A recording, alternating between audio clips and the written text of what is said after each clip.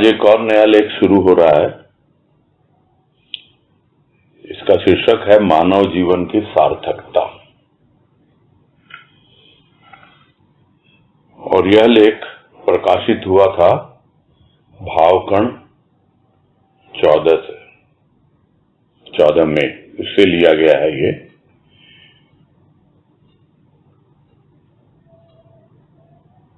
शीर्षक अपने आप में बताता है, इसको ज्यादा अब विस्तार से बताने की आवश्यकता नहीं है, क्योंकि सार्थकता यानी जीवन जो मिला है मानव का, वो कब सार्थक होता है, उसी के बारे में सब बातें हैं। तो शुरू करते हैं, जिसमें कहा सुलोचना बाई अर्थात मौसी जी ने, मानव जीवन की सार्थकता क्या है। अज्ञान के अंधकार में पड़ा मानव अपना मानव नाम भी नहीं समझ पाता और यूं ही जीवन बिताता जा रहा है पशुओं की तरह, आहार, निद्रा, भय और मैथुन में ही। इसी से फिर बारंबार मानव कर्मों से आबद्ध होता है। तो पहला ही वाक्य है कि क्या है सार्थकता मानव जीवन की, और अपने आप से जब प्रश्न करे तभी पता लगे कि भाई हमको मानव जीवन तो मिल गया, किंतु आखिर कब यह जीवन सार्थक होगा, या क्या वास्तव में हम एक सार्थक जीवन जी रहे हैं। अवस्था तो यह है मानव की कि उसे कोई विशेष ज्ञान है नहीं, आध्यात्मिक ज्ञान, और इसीलिए वो अज्ञान में है और अज्ञान को अंधकार का नाम दिया गया है। तो अज्ञान के अंधकार में वो पड़ा रहता है और समझ ही नहीं पाता कि जो मानव शब्द है वो उसे क्या सिखा रहा है। उसे सिखा रहा है मानव, यानी तू झुक। एक जगह पहले बताया गया कि मान और नव, कि तू मान अपने प्रभु को और उसके चरणों में झुक। वो नाम समझ ही नहीं पा रहा है अपना मानव, और यूं ही अपना जीवन व्यतीत कर रहा है, यानी पशुवत जीवन व्यतीत कर रहा है। जैसे पशु है, आहार, निद्रा, भय, मैथुन, ये सब बातें हम लोग हमेशा करते ही रहे हैं। आहार खाना पीना, निद्रा यानी सोना, भय यानी डरना, मैथुन यानी संतति के लिए अपने आगे परिवार बढ़ाने के लिए जो किया जाता है। तो यह जो चीजें हैं, आहार, निद्रा, भय, मैथुन, यह पशुओं में भी है, और मनुष्य भी यदि इसी में ही लगा रहा तो फिर पशु में और मनुष्य में अंतर क्या है। क्या वो सार्थक जीवन जी पा रहा है यदि पशुवत जीवन व्यतीत कर रहा है। तो यही उसको समझना है कि एकमात्र यही कारण है कि बार बार वो कर्मों के बंधन में बंधता है और बार बार जन्म लेता है।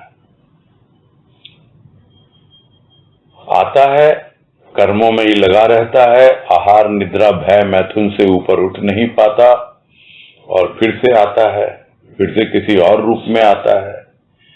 जैसे जिसके कर्म होते हैं उसी के आधार पे लोग कहते हैं कि उसको जन्म मिलता है, और जो जन्म मानव का मिला है यह भी हमें अपने पूर्व संचित कर्मों के आधार पर ही मिला है। तो क्या अभी भी हम कर्मों के बंधन में बंधे रहें, या कि फिर विचार करें कि किस तरह से हम इस कर्म बंधन से छुटकारा पा सकते हैं। इसी के लिए मिला है यह मानव जीवन। यदि थोड़ा बहुत भी समझ पाए तब आगे बढ़े। तो आगे कह रहे हैं इन कर्मों से जीवन में हम परिवर्तन के इच्छुक तो हैं, पर किस तरह यह हम नहीं जानते। हमें जीवन किस मोड़ से ले जाना होगा कि जीवन जीव न में बदल जाए और अहंकार से उसे त्राण मिल सके। तो यह जो कर्म है, जिन कर्मों में हम आबद्ध हैं, बंधे हुए हैं, हम चाहते हैं कि हम कुछ ऐसे कर्म करें ताकि हमारे जीवन में परिवर्तन हो। उन्हीं कर्मों में लगे रहें, उन्हीं आहार निद्रा भय मैथुन में ही फंसे रहे, तो फिर हमको बारंबार इसी तरह जन्म लेना होगा और इसी तरह हम फिर से बंधन में ही बंधे रहेंगे। तो हम परिवर्तन की इच्छा तो रखते हैं, किंतु हमें समझ में नहीं आता कि किस तरह से यह परिवर्तन संभव है, किस प्रकार हमें अपने जीवन को व्यतीत करना है, किस प्रकार से हम कहाँ पहुंचे। ये जीवन एक अनवरत यात्रा है, सतत यानी लगातार चलती आ रही है। यह न समझे कोई कि यह जीवन सिर्फ यही जो हमें मानव का रूप मिला है यही जीवन है। जीवन तो जब से हम उस सृष्टिकर्ता से बिछड़े हैं तब से हम जीवन की चक्की में ही पिसे जा रहे हैं। कभी ये जीवन, कभी वो जीवन, कभी यह रूप, कभी वो रूप। तो इस तरह रूप बदलते रहते हैं, किंतु जीवन बना रहता है। तो कुछ ऐसे मोड़ पे हमको इस यात्रा को ले जाना होगा, कुछ ऐसी दिशा में हमको जाना होगा जहां यह जीवन हम समझ पाए कि जीव न, यानी तू जीव नहीं है, जीवन जीव न में बदल जाए और जो भी अहंकार है उससे छुटकारा मिल जाए, त्राण मिल जाए, यानी कि हमेशा के लिए छुटकारा।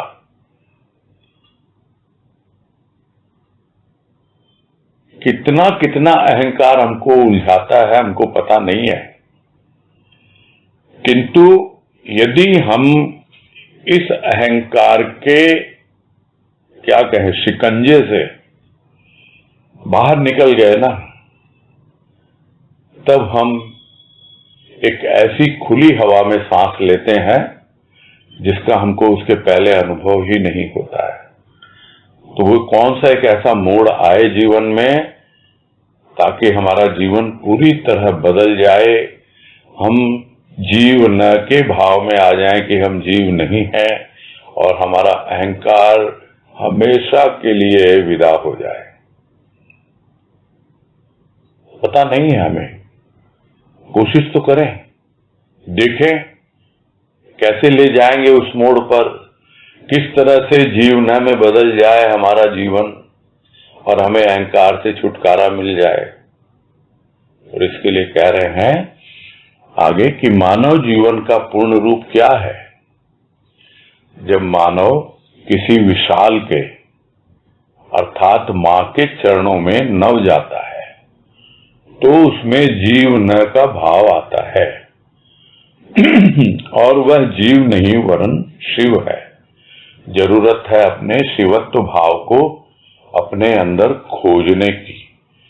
जिन विराट के चरणों में नमन करना है उस विराट प्रभु का, सत्य का कोई रूप नहीं है। हम स्थूल देहधारी उस अरूपी को कैसे पाएं?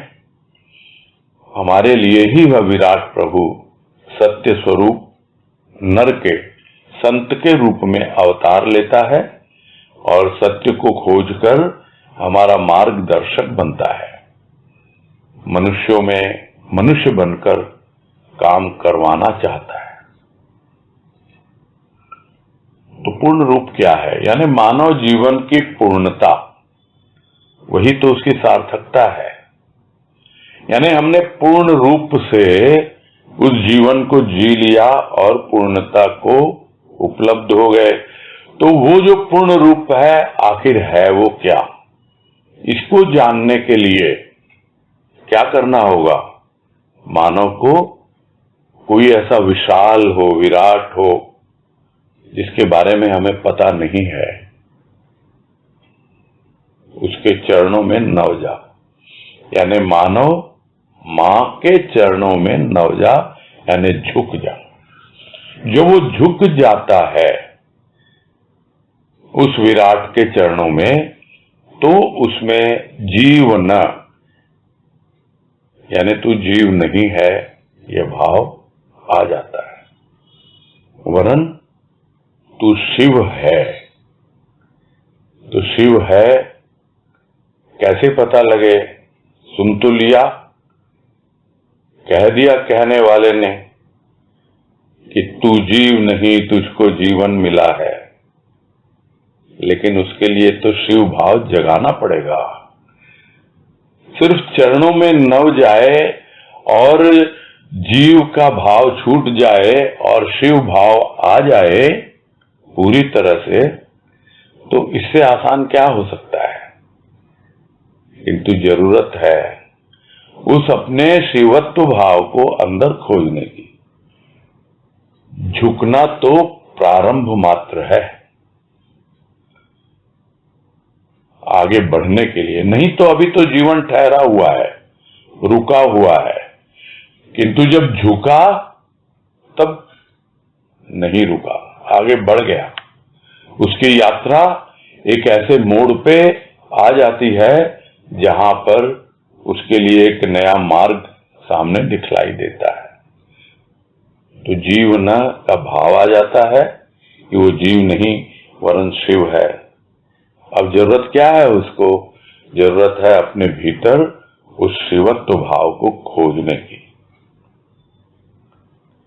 तो खोजो, खोजेंगे तभी पता लगेगा।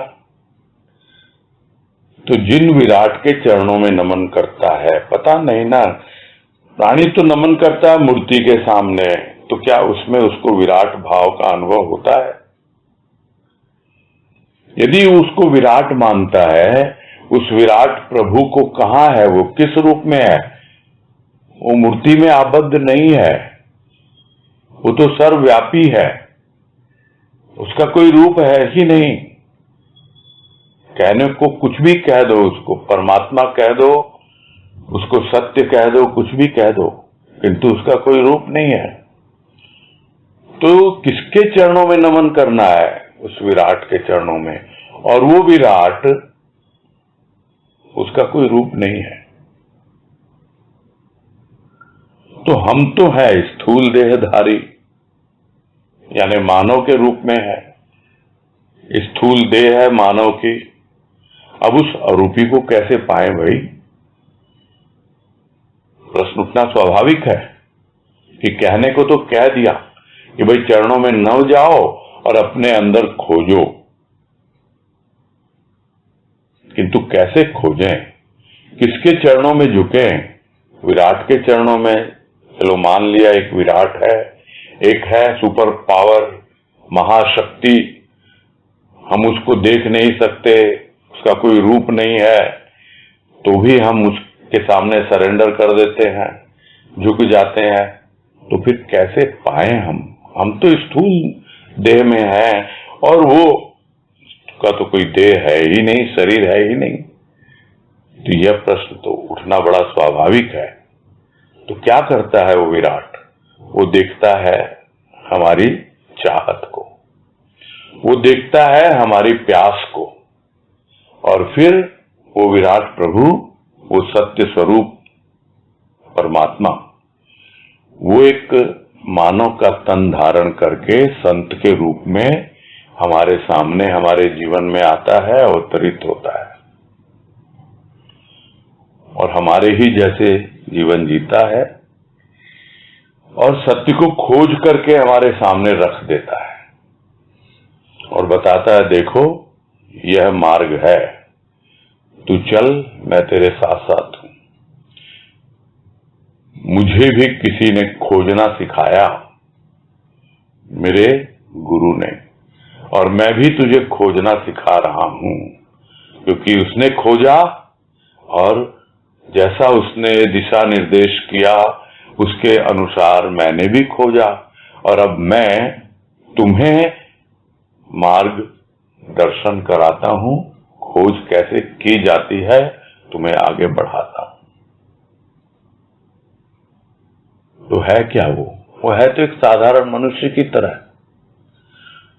तो वो मनुष्यों में मनुष्य बनकर आता है और मनुष्य बनकर ही काम करवाना चाहता है या काम करना चाहता है या कुछ चमत्कार दिखाने की कोई उसकी भी मंशा होती नहीं है।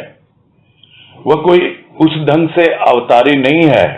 कहने को हम कहते हैं कि वो अवतार लेता है, किंतु वो तो एक साधारण मानव है। और यदि उसको हम कहें मीरा के शब्दों में कि वो तो मानुषावतार है, तो उस ढंग से तो प्रत्येक मानुष यानी मानव वो अवतार है। और वही बतला रहे हैं कि वो मनुष्यों में मनुष्य की तरह रहता है और उसी तरह काम करता है, उठता है, बैठता है और हमें भी यही कहता है तुम भी अपने सारे काम करते रहो, किंतु सत्य की खोज करो, मैं तुम्हारे साथ हूं।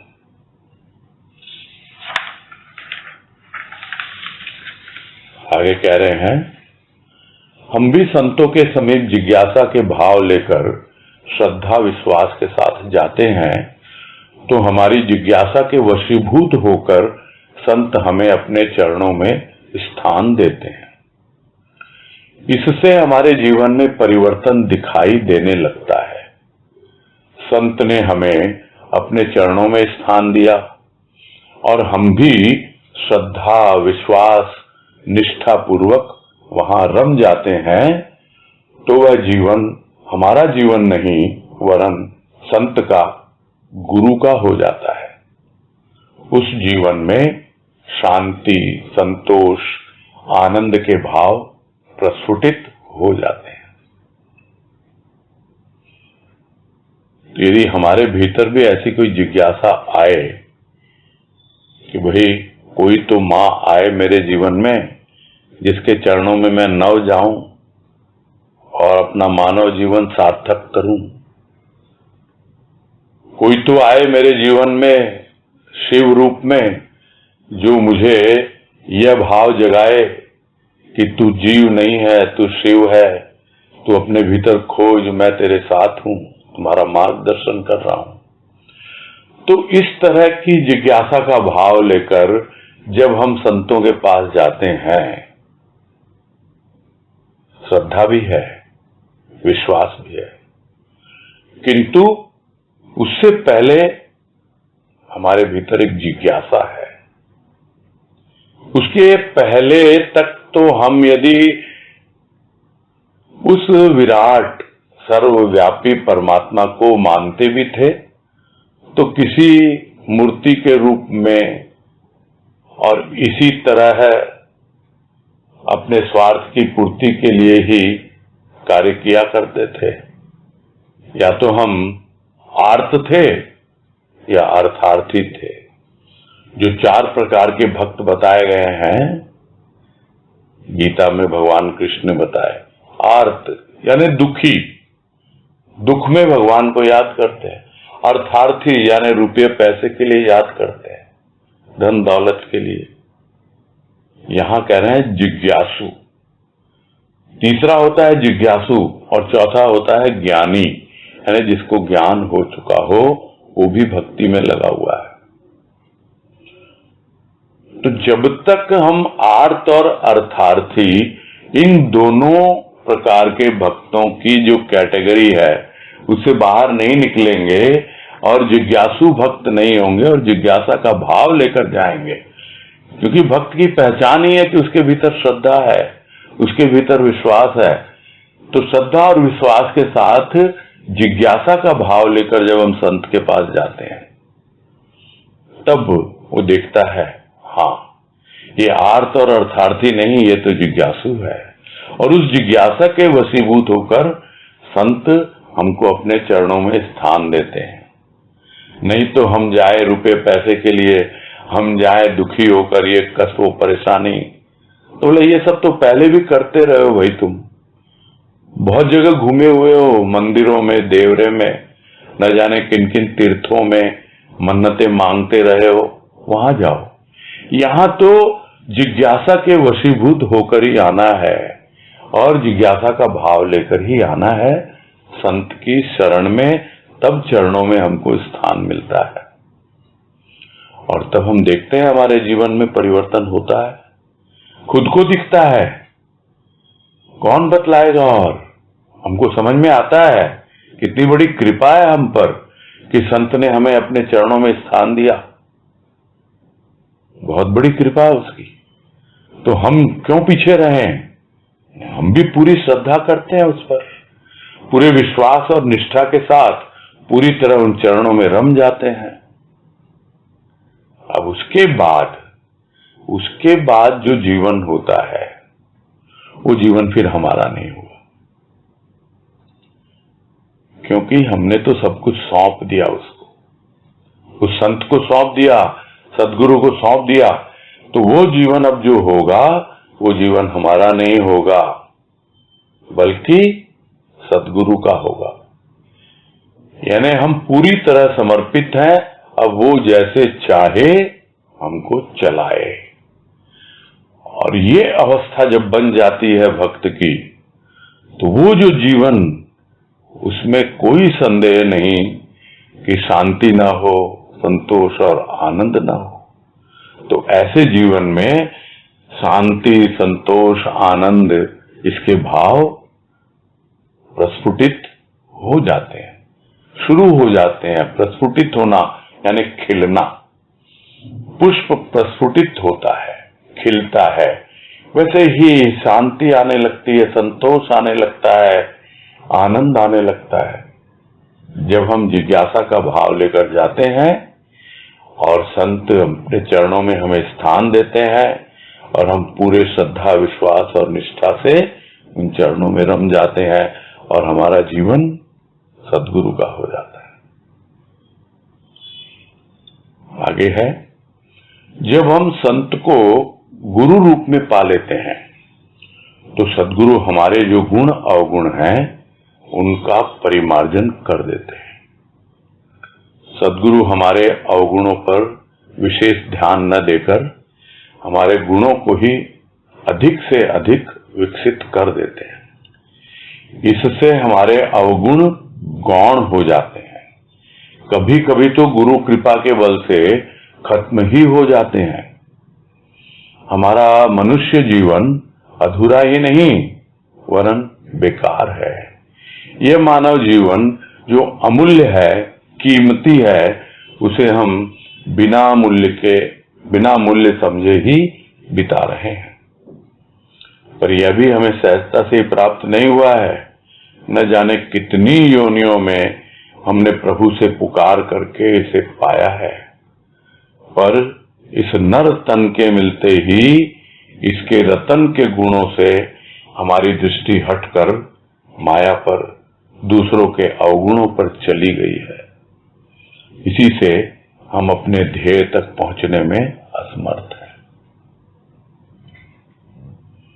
तो एक अवस्था तो बनती है जब संत हमारे जीवन में आता है और हम संत के चरणों में स्थान पा लेते हैं। और संत क्या है? सबके लिए है वो तो संत, किंतु जब हम उसको गुरु रूप में अपनाएंगे तभी वो संत सदगुरु बन जाता है। संत भी है, गुरु भी है, किंतु जब संत गुरु बन जाए तब वो सदगुरु बन जाता है। और जितने भी हमारे भीतर गुण हैं, अवगुण हैं, उनको शुद्ध करते हैं। परिमार्जन करना मतलब शुद्ध करना, झाड़ू मारना, सफाई कर देना। यानी जितनी भी गंदगी है भीतर वो सब सफाई कर देते हैं सदगुरु। अवगुणों पर विशेष ध्यान देते नहीं है। ये आया है, इसमें ये अवगुण है, ये अवगुण, वो देखते नहीं है उसको। वो तो हमारे गुणों को ही अधिक देखते हैं। छोटे से छोटा गुण हर किसी में है, किसी न किसी प्रकार का गुण है, और सद्गुरु यही करते हैं कि उन गुणों को ज्यादा से ज्यादा और विकसित किया जाए, उसको और डेवलप किया जाए। और वो तभी होगा जब हमारे हृदय में उसके प्रेम और भाव का बीजारोपण होगा। तो वो अवगुणों पर ध्यान नहीं देते, हमारे हृदय में अपने प्रेम और भाव को डाल देते हैं, और धीरे धीरे अपने आप ही हमारे गुण जो हैं वो अधिक से अधिक विकसित होते चले जाते हैं।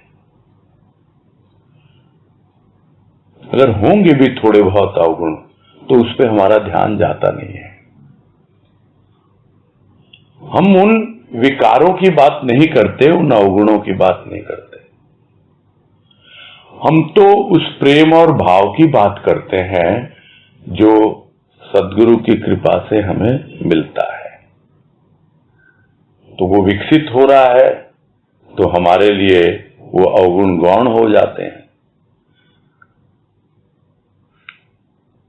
भजन की पंक्ति याद आ गई, क्यों अभावों की जीवन में चर्चा करें, अब तो प्रेम की पूंजी को खर्चा करें। ये होना चाहिए जीवन कि जो भी प्रेम हमको मिला है अपने प्रभु से, उस प्रेम की पूंजी को हम खर्च करें, तिजोरी में बंद करके न रखें, बैंक के लॉकर में या एफडी बना के न रखें, उसको खर्च करें। तब मालूम पड़ेगा कि हमारा काम किससे पड़ रहा है। हमारा काम पड़ रहा है गुणों से, उसके प्रेम और भाव से। और थोड़े बहुत अवगुण हैं भी अभावों के रूप में, उन पे ध्यान नहीं जाता है, वो गौण है, यानी सेकेंडरी है, कोई ध्यान जाता ही नहीं। प्राइमरी जो चीज है वो है गुणों पर फोकस, पॉजिटिविटी, उस पर हम ध्यान देते हैं। निगेटिविटी होगी थोड़ी बहुत तो क्या हो गया। बहुत बार तो ये अवगुण गुरु की कृपा से खत्म भी हो जाते हैं, हमें उससे मतलब ही नहीं होता है। सीधी सी बात तो ये है, क्योंकि वो हमको यही सिखाता है कि मैंने तुम्हारे अवगुणों पर ध्यान नहीं दिया, तो तुम अपने अवगुणों पर ध्यान क्यों दे रहे हो। बार बार गिना रहे हो, मुझमें तो ये अवगुण है, मुझमें तो ये अवगुण है, मुझसे तो ये नहीं होता, मुझसे तो वो नहीं होता। अरे तुमसे जो होता है, जो तुम्हारा गुण है, उसको मैंने तुम्हारे सामने प्रकट किया है, उसको विकसित कर रहे हैं, उसको और उसका सिंचन करो, तब न वो प्रस्फुटित होंगे, वो शांति, संतोष और आनंद के भाव। स्पष्ट समझ में आ जाता है कि ये गुरु की कृपा है, ये सब गौण पड़ गए अब और खत्म हो गए, बहुत अच्छी बात। नहीं हुए तब भी होगा, कहीं कोने में घुस के बैठे होंगे, हमें उससे लेना देना नहीं है। नहीं तो उसके पहले क्या था, हमारा मनुष्य जीवन बेकार था, अधूरा ही नहीं, बेकार, यूजलेस। ऐसा जीवन हम जी रहे हैं जिसका कोई यूज ही नहीं है, न खुद के यूजफुलनेस है और न दूसरों के लिए। ये जीवन बिता रहा है मानव। अधूरा तो तब कहलाए जब कुछ पूर्णता की ओर आगे बढ़े, तब।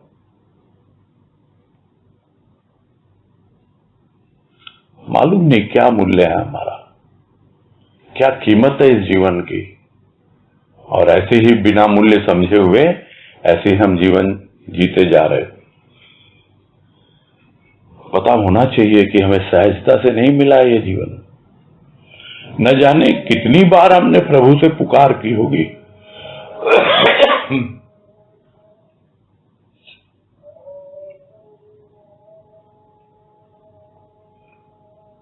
कि भाई मुझे छुटकारा दिलाओ इन सब योनियों से। और उसकी कृपा हुई है, पुकार उसने सुनी है, तब हमें यह नर्तन मिला है, रतन के रूप में मिला है। कितने बहुमूल्य रत्न इसमें भीतर छिपे हुए हैं, कितने गुण इसमें छिपे हुए हैं, तो हम उन गुणों को देखते नहीं। सदगुरु भी बतलाता है हमको बार बार कि अवगुणों पर ध्यान न दो, गुणों को देखो।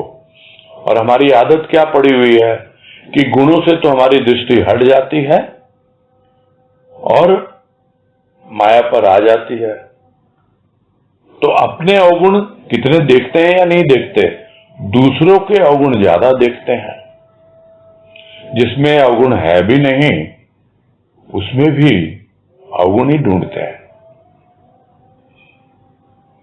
जिनको संत महापुरुषों से भी कुछ लेना देना नहीं होता, वो उनमें भी कुछ न कुछ खोट निकाल लेते हैं। भगवान कृष्ण को भी बहुत से लोगों ने क्या क्या अवगुणों से भरा हुआ बताया है। तो सबकी अपनी अपनी दृष्टि है। तो जो अवगुण देखेगा उसको अवगुण ही दिखेगा, जो दोष खोजेगा उसको दोष ही मिलेगा। जिसको गुरुदेव कहते हैं वाणी में, है रे दोष खोजता है, प्राप्ति भी सुख कर नहीं। जो खोजेगा वही तो मिलेगा तुझे। तू अवगुण खोजेगा, अवगुण मिलेगा। और अगर मिल भी गया तो प्राप्त हो भी गया तो सुख कर नहीं है, सुख नहीं मिला किसी को भी आज तक। तो देखना ही नहीं है दोषों को, न दूसरों के दोषों को और न अपने दोषों को। तो यही सब कारण है जिसकी वजह से हम अपने ध्येय तक, इसलिए मानव जन्म मिला है, वहां तक पहुंचने में अपने आप को असमर्थ पाते हैं। अब आ गया सदगुरु तो क्या करता है, आगे कह रहे हैं कि तू सदगुरु हमें माया के पर्दे से निकालता है। गुरु हमारे काम, क्रोध, मद, लोभ, मोह और मत्सर्य का छेदन भेदन करके हमें सत्य स्वरूप का दर्शन कराता है। क्योंकि सदगुरु हमारे गुणों को ही अपनी शक्ति से और हमारी जिज्ञासा से जागृत करता है। गुरु शब्द का अर्थ ही है अंधकार को दूर कर प्रकाश दिखाने वाला। तो ये माया है जिसके कारण हम कुछ भी देख नहीं पाते हैं, आंख पे पर्दा डाल देती है, और दिखता भी है तो उल्टा सीधा दिखता है। गुण भी हमको अवगुण ही दिखाई देते हैं। तो सदगुरु वहां से बाहर निकालता है और हमारे भीतर जितने भी विकार हैं, काम, क्रोध, लोभ इत्यादि, उनको छिन्न भिन्न कर देता है, एकदम इधर उधर। जैसे होता है ना कि प्रकाश के आते ही अंधकार छिन्न भिन्न हो जाता है, अपने आप भाग जाता है। वैसे ही जैसे ही सदगुरु का भाव भीतर आता है, ये जितने भी अभाव हैं वो दूर होते हैं और ये जितने भी विकार हैं अपने आप ही भाग जाते हैं। तो सदगुरु यही करता है और फिर धीरे धीरे हमें अपने सत्य स्वरूप का भी दर्शन करा देता है कि देख वो सत्य स्वरूप के रूप में, तेरे अपने रूप में तेरे ही भीतर बैठा है। तो शुरुआत कहां से करता है? माया के पर्दे से हटाकर। ये पहला स्टेप है। और अंतिम स्टेप क्या है कि सत्य स्वरूप का दर्शन करा देता है। कैसे कराता है? क्योंकि वो हमारे गुणों को देखता है, उन गुणों को विकसित करता है। थोड़ा बहुत हम अपने आप को अक्षम पाते हैं तो अपनी शक्ति हमें देता है कि इस तरह तू अपने गुणों का विकास कर, और फिर देखता है हमारी जिज्ञासा को। दोनों चीजें हैं। वो तो जोर लगाता रहे और हमें कोई जिज्ञासा ही नहीं है उसकी, तो कैसे वो गुण जागृत होंगे, कैसे वो विकसित होंगे? तो हमारी जिज्ञासा भी है और उसकी शक्ति भी है। दोनों चीजें मिलती हैं तब हमको पता लगता है कि गुरु क्या कर रहा है। मेरे भीतर जितना भी अहंकार का अंधकार था, जितना भी माया का पर्दा था, जिसके कारण वह कुछ देख ही नहीं पा रहा था, अब सब दिखलाई देने लग गया। क्योंकि गुरु का शब्द का अर्थ ही है जो हमें अंधकार से प्रकाश की ओर ले जाए। आगे है, सद्गुरु के समीप हम श्रद्धा विश्वास के सुमन लेकर उनके चरणों में बैठते हैं तो न जाने कब उनकी अर्थात सद्गुरु की प्रेम भरी दृष्टि से हमारे भीतर के बंधन खुल जाते हैं और हम उस अद्भुत परिवर्तन को जान भी नहीं पाते। हमारा सद्गुरु स्वयं हमें सत्य मार्ग पर अग्रसर करने के लिए व्याकुल है। गुरु पुकार करते हैं भगवान से कि इन बच्चों ने अभी तक सिर्फ कष्ट को ही झेला है, हे विराट प्रभु तू इन्हें तेरे आनंद की अनुभूति दे, तू दया का आनंद का सागर है। तो श्रद्धा विश्वास के सुमन लेकर जब जाते हैं, उनके चरणों में बैठते हैं, तो ये सब सूक्ष्म की बातें हैं। सूक्ष्म में है श्रद्धा, सूक्ष्म में है विश्वास। कोई दिखलाई देता है कुछ, क्या उसका स्थूल रूप है कि हम खूब चढ़ावा चढ़ाते हैं और या हम बहुत दान दक्षिणा देते हैं तो हमें बहुत श्रद्धा है, बहुत विश्वास है? ये गलत होगा। यह भीतर की चीज है। हम श्रद्धा विश्वास उसको कोई दिखा ही नहीं सकते। ये सिर्फ और सिर्फ हमारे और हमारे सद्गुरु के बीच का संबंध है। कोई जान ही नहीं पाता उसको।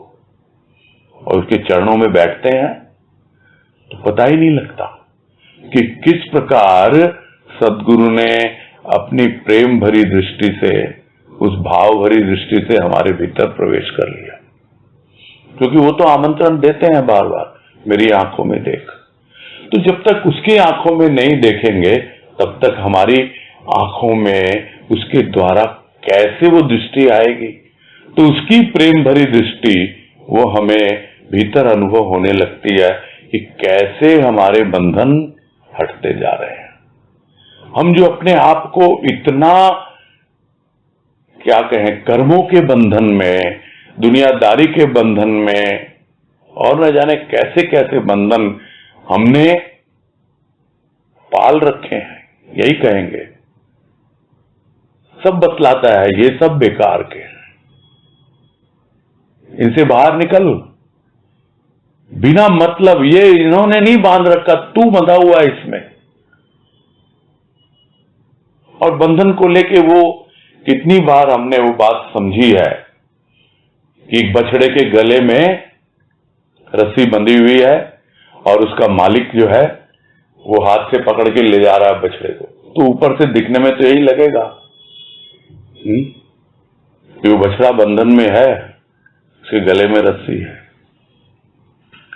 और जब छूट जाती है रस्सी तो बछड़ा क्या करता है? उछल कूद मचाता है, भागता है। तो मालिक भी पीछे पीछे भागता है। तब बताइए कौन है बंधन में? वो बछड़ा है या बछड़े का मालिक है? हम कहते हैं हमारा मन बंधन में है। नहीं, मन तो बछड़ा है। हम बंधन में है क्योंकि हमने पकड़ रखा है, हम उसके पीछे पीछे भाग रहे हैं, हम मन के चलाए चल रहे हैं।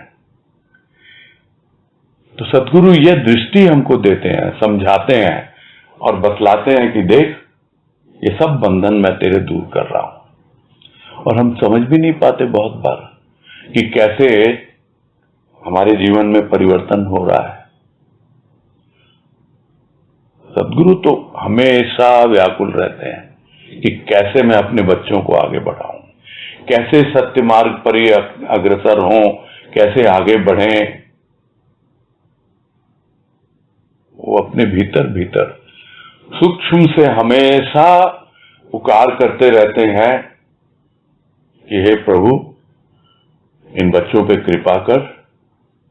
अभी तक तो इन्होंने दुख और कष्ट का ही सामना किया है, उसी तरह का जीवन जिया है, किंतु अब तू इन पे कृपा करके आनंद की अनुभूति दे, क्योंकि तू दया सागर है, आनंद सागर है। ये प्रार्थना करते हैं, ये तो एक हो गया स्थूल रूप। किंतु जब वो स्थूल शरीर नहीं है तब कौन किससे प्रार्थना करता है? अब वो गुरु नहीं रहा, अब वो संत क्या, उससे परे सत्य में समा गया, वो तो सर्वव्यापी हो गया, विराट हो गया। अब तो हमें पुकार करनी है कि हम तेरे बच्चे हैं, हमने अब तक सिर्फ कष्ट को ही झेला है। हे विराट प्रभु, तू हमें आनंद की अनुभूति दे, तू दया का आनंद का सागर है। तो कह रहे हैं गुरु की कृपा से ही हमारा मानव जीवन महक उठता है और जीव नव जाता है प्रभु की दया के सम्मुख। जिन्होंने सच्चे मन से अपना अहंकार रूपी मस्तक गुरु चरणों में झुकाया है, उन्हें ही गुरु कृपा प्राप्त हुई है। उनके जीवन में कैसी भी कठिनाइयां आई हो, उन्हें गुरु कृपा ने बल दिया कष्टों का सामना करने, और कष्टों को भी पहले से ही कम कर दिया कि हमें महसूस ही न हो कि हमने मुसीबत और कष्ट झेले हैं। ऐसा है हमारा प्रभु, वो तो हर पल रक्षा करता है। यह सब कब होता है? जब शिष्य का पूर्ण समर्पण होता है गुरु चरणों में। गुरु की वाणी ही उसके लिए वेद वाक्य है। तो मानव जीवन की सार्थकता का पहला कदम तो आ गया कि गुरु की कृपा मिलने लग गई, और हमारा मानव जीवन उसमें एक अलग सुगंध, एक अलग खुशबू भीतर ही भीतर अनुभव में आने लग गई। तो हमारा जीवन महक उठता है और हम और प्रभु के चरणों में झुकते चले जाते हैं। तो जितना जीव नवता जाएगा प्रभु के चरणों में, उतना ही उसको नवजीवन की अनुभूति होती चली जाएगी। यानी एक नया जीवन मिल रहा है। नव यानी नया, नव जीवन है ये, जो सद्गुरु की शरण में आने के बाद, उसके चरणों में झुकने के बाद, चरणों में पूरी तरह अपने आप को लीन करने के बाद सम्मुख आता है वो जीवन। उसकी दया का अनुभव आने लगता है, कृपा का अनुभव आने लगता है। तो जिस किसी ने भी सच्चे मन से अपना मस्तक झुकाया है और अपनी मैं को झुकाया है पूरी तरह, अहंकार 100% तो हमको पता ही नहीं है हमें क्या अहंकार है, लेकिन जिसका भी किसी भी प्रकार का कोई अहंकार है, उसको सद्गुरु के चरणों में झुका दिया जिसने भी, उसको गुरु कृपा प्राप्त हो गई। क्योंकि जब अहंकार झुकता है ना, हमें तो खुशी मिलती है, उसको हमसे भी ज्यादा खुशी मिलती है, और वो चाहता है कि सबसे पहले तो इसका अहंकार झुके। और तभी तो बीबी जी कहते हैं अपने भजन में कि अगर तू है खुशी इसमें तो हम भी सर झुका देंगे। खुशी तेरी में खुश है हम, अहम अपना मिटा देंगे। हम तैयार है अपना अहम मिटाने के लिए, और तू भी तैयार है। तब जाकर गुरु कृपा का जो रूप बनता है वो अवर्णनीय हो जाता है।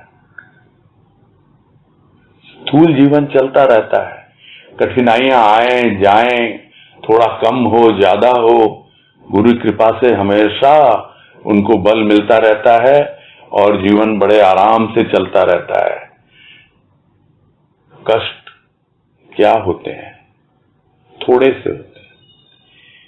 यदि हम उसको बहुत महत्व देने लगे तब वो बड़े दिखते हैं।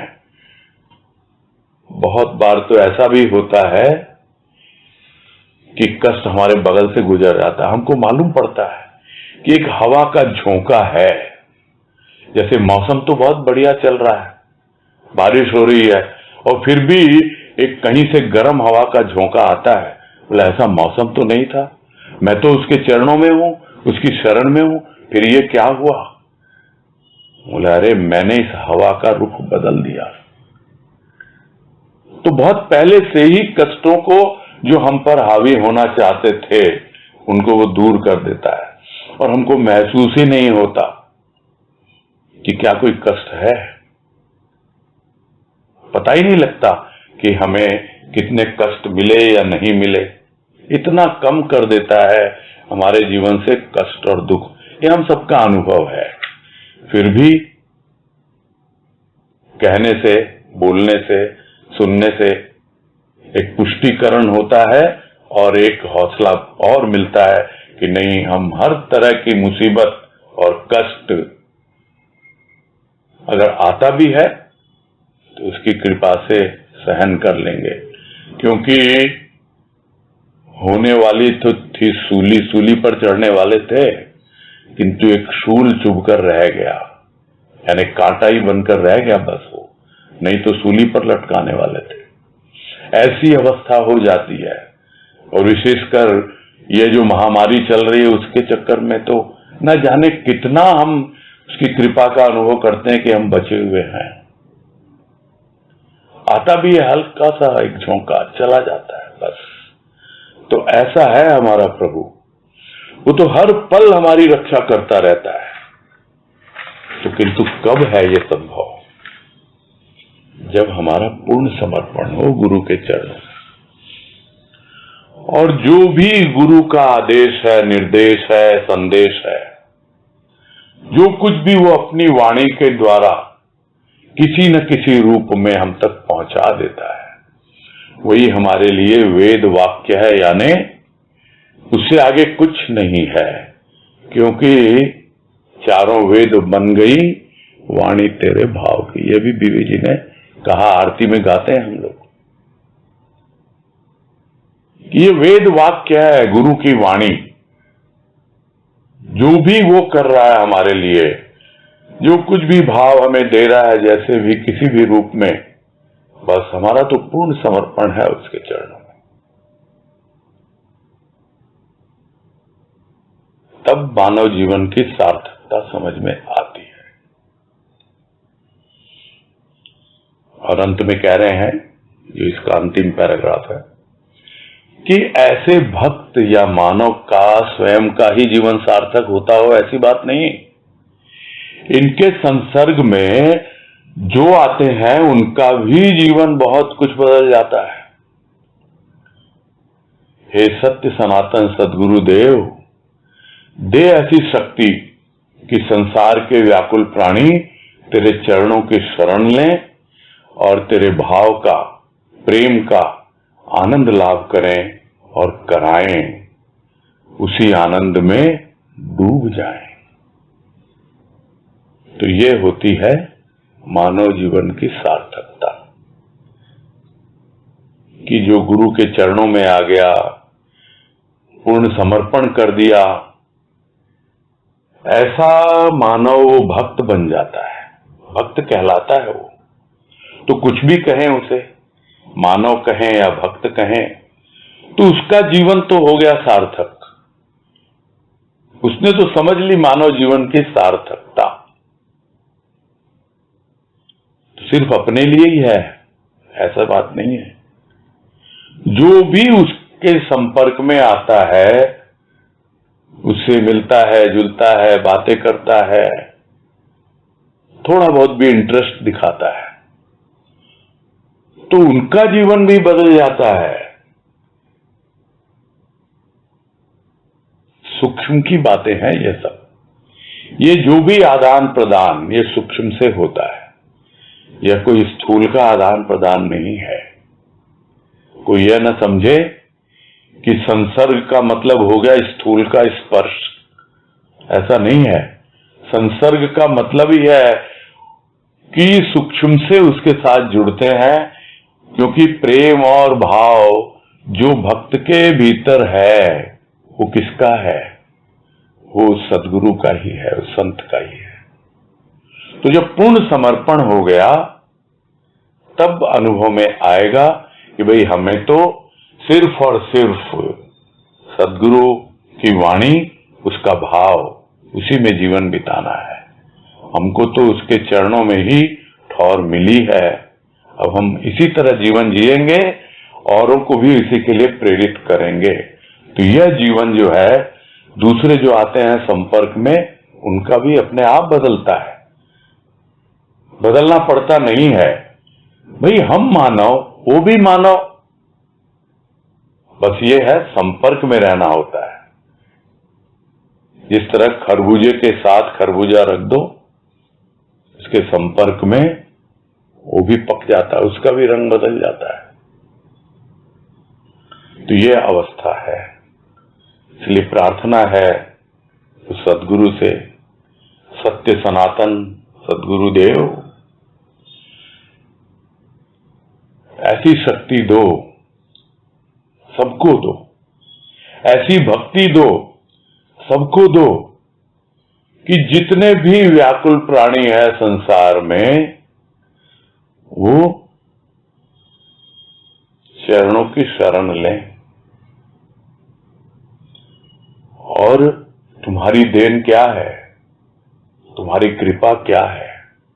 तुम्हारी कृपा, तुम्हारी देन, तुम्हारा प्रेम और भाव है। बस एकमात्र प्रेम और भाव का इच्छुक ही तुम्हारे चरणों में आता है, जिज्ञासा लेकर, और उसकी जिज्ञासा पूर्ण करते हो, प्रेम और भाव से उसको सराबोर करते हो, और तब मालूम पड़ता है कि किस तरह व्याकुलता दूर हो रही है, किस तरह है हम उसकी शरण में अभी भी इतने अच्छी तरह से जीवन व्यतीत कर रहे हैं और जीवन का आनंद उठा रहे हैं। ये आनंद मानव जीवन की सार्थकता है। मानव का जन्म मिला इसीलिए है, आनंद उठाने के लिए। और यह आनंद आया कहां से? उसके प्रेम और भाव से। तो हम खुद तो आनंद लाभ करें ही करें, जो भी हमारे संपर्क में आए, संसर्ग में आए, उसे भी आनंद लाभ कराएं इस प्रेम और भाव का, ताकि सब के सब उसी आनंद में डूब जाएं, उस आनंद का आनंद उठाएं, उस प्रेम और भाव का आनंद उठाएं, तेरे चरणों में शरण लेने का आनंद उठाएं। तो यह हो जाता है एक भक्त का जीवन, जिसने पूरी तरह समर्पित कर दिया अपने जीवन को सार्थक बना लिया, और अब उसके लिए सिर्फ और सिर्फ प्रभु का प्रेम और भाव वही बच जाता है जीवन में, और कुछ नहीं। तो इसी के साथ यह लेख संपूर्ण होता है, मानव जीवन की सार्थकता।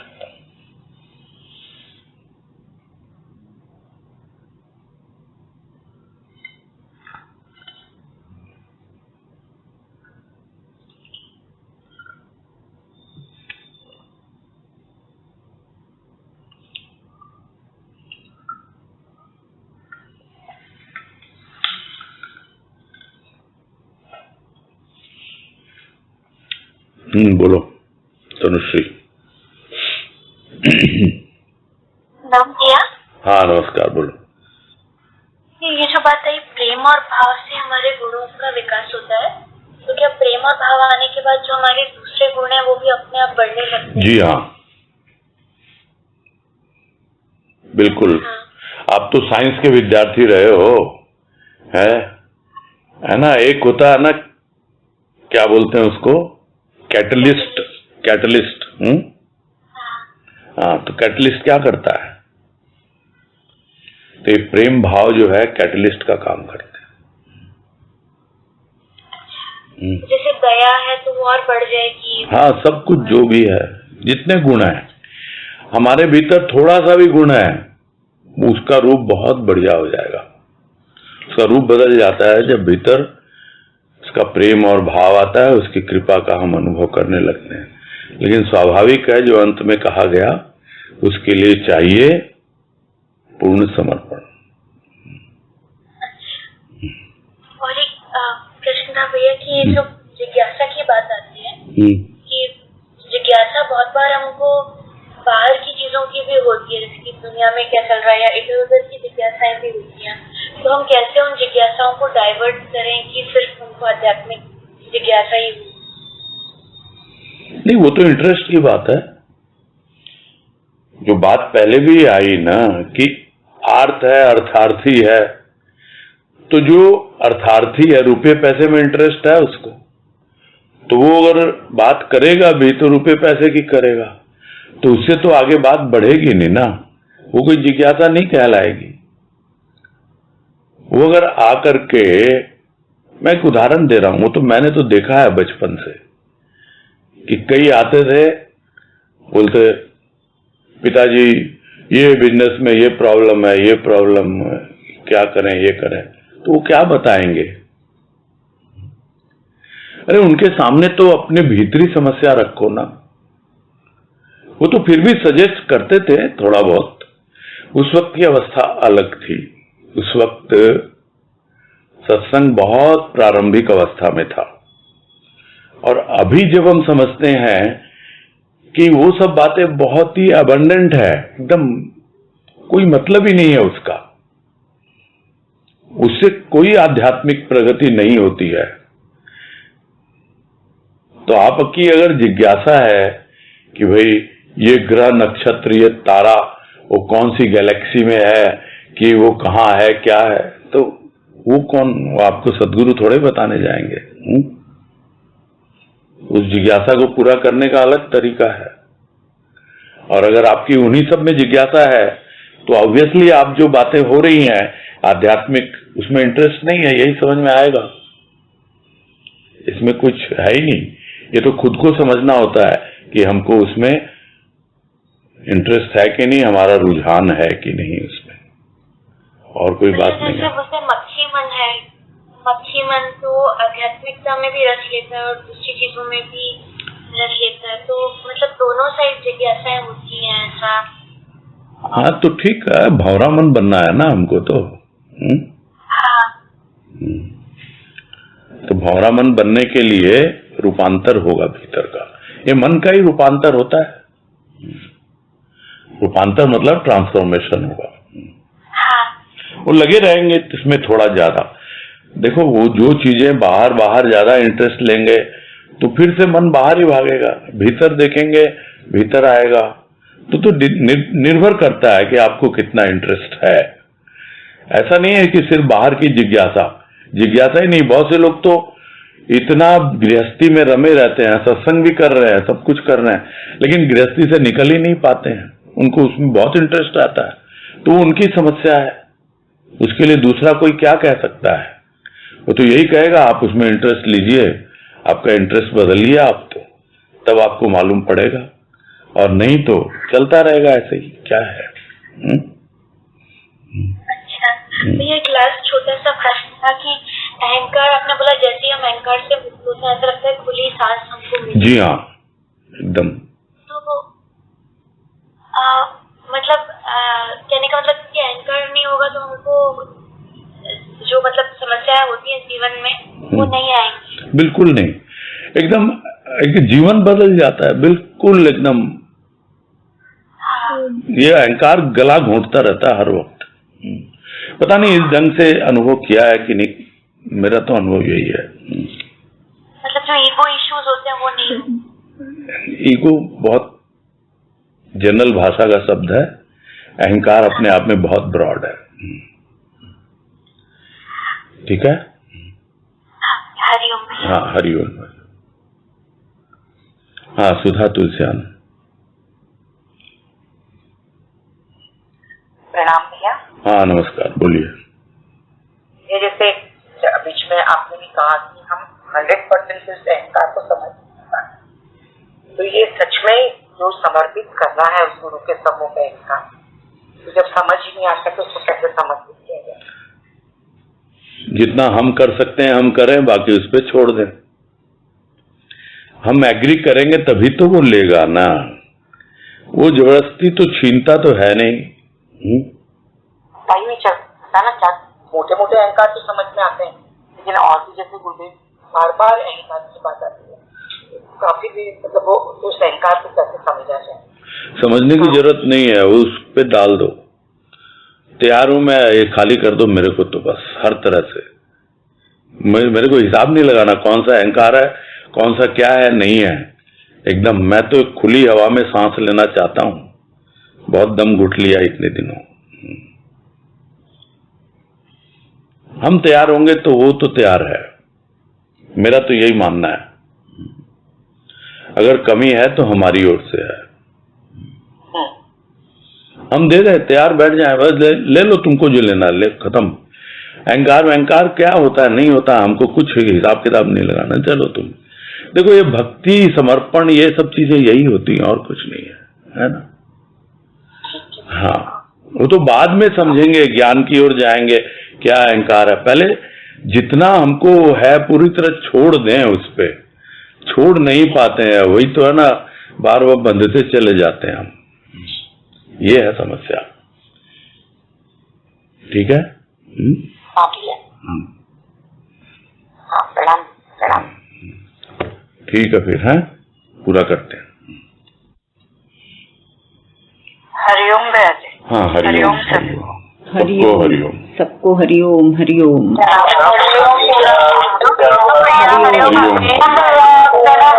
हरिओम हरिओम।